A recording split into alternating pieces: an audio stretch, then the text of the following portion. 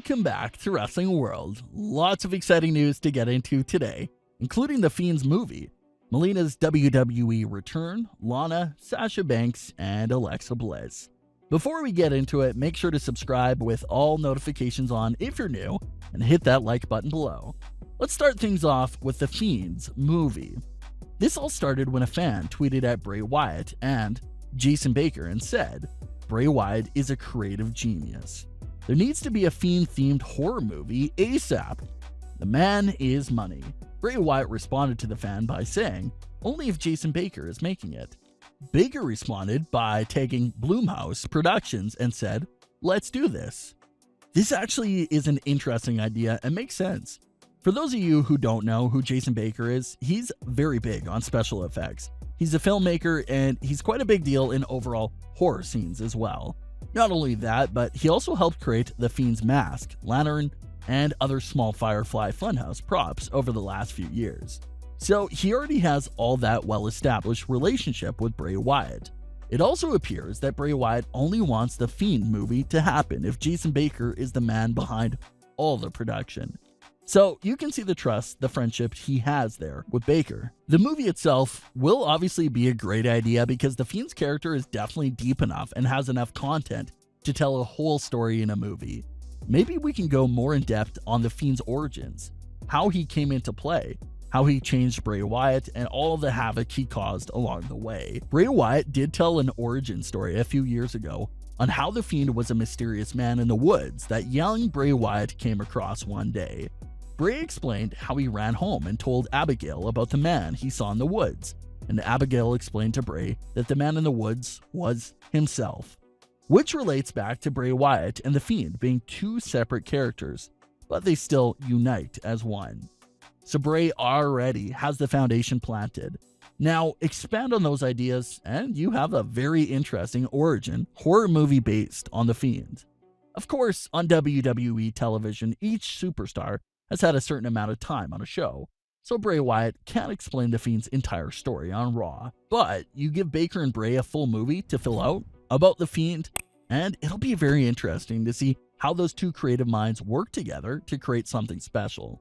Obviously, we saw what Bray Wyatt was like before the Fiend appeared, but who knows? Was the Fiend already around and Bray just didn't unleash him yet, or did the Fiend truly come out into play later on? These are all things the movie could touch on as well. Obviously, when Bray Wyatt returned to WWE, the Firefly Funhouse and the Fiend came along with him, so maybe the movie could even touch on the build-up and creation of how the Firefly Funhouse came to existence. So many possibilities and directions for this movie. That's what makes it such a great idea. There's so much content and paths you can go with, but we'll see what happens. Do you want to see a horror movie based on the Fiend's character? Melina's WWE return canceled? So this was something we were hearing about a few months back. Word apparently leaked out that WWE had signed Melina and she was returning at any time. Some claimed that the rumors were true, but Melina attempted to cover it up on social media and said that it wasn't true. However, we're now apparently getting word on what was supposed to happen with Melina's return. This took place during PW Torch WWE TLC preview show. Johnny Fairplay revealed WWE's original plan for Melina. He had this to say. His plan was to bring in Melina and manage in NXT. She had to have surgery or something. They're not using him. So Melina was supposed to make her return in NXT as a member of the Robert Stone brand, but obviously those plans were all scrapped. However, Melina is still sticking with her story and said none of it was true. She had this to say recently on Twitter. "The dirt sheets lie about stuff like that for clicks.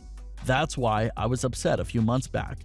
The dirt sheets lie about so much and fans deserve better. Best to follow the promotions and the wrestlers." So that Melina story, it's possible that Melina's name was brought up into conversations backstage and they leaked it out, thinking it was confirmation of her return, but in reality, it was just an idea and discussion. Either way, we'll hopefully get to see Melina back in a WWE ring sometime in the near future. The third-party ban still remains as one of the most controversial WWE decisions in quite some time. We've seen superstars talk about it. We've seen superstars even get fired because of it. But Lana is now opening up about the ban and had this to say to the New York Post. There is a lot of money that can be made on the digital front, from brand deals to Twitch to YouTube.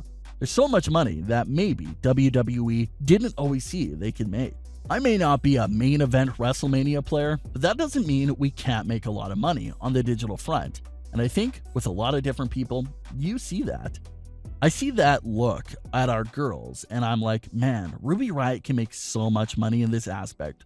Liv Morgan, Mandy Rose, me there. I'm always like, I should be a manager. I should be a real life manager. So Lana is correct with what she's saying right here. It's basically what she was doing before the ban was set in place. Lana had a lot of sponsorships and advertisements all across her social media platforms. She was even one of the first superstars to seriously start posting on TikTok, and she went viral over there, convincing a lot of other superstars to join the platform as well.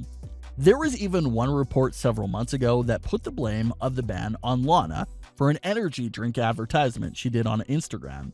However, Miro responded to that report and said there was no truth to that story. But Lana is a smart businesswoman, and she sees the potential for her co-workers to make a lot of money in the digital front and wants to help them do it. Obviously, that's going to be a bit challenging with the ban set in place, but hopefully they can find some way around it. So Sasha Banks went viral all over the headlines just because of who she picked to be the next tag team partner. When asked who she would want as her next tag team partner, Sasha Banks' first choice was Alexa Bliss. The reason why this was so eye-opening to fans is because all of the insane rumors we've been hearing about Sasha and Alexa's backstage relationship over the last few years. They seem fine, they seem like friends, but there were several bogus reports that made it seem like they disliked each other. There was even one report 3 years ago that said they had to be kept apart in the locker room. So we don't know if that was true or not, but whatever was there seems to be squashed now.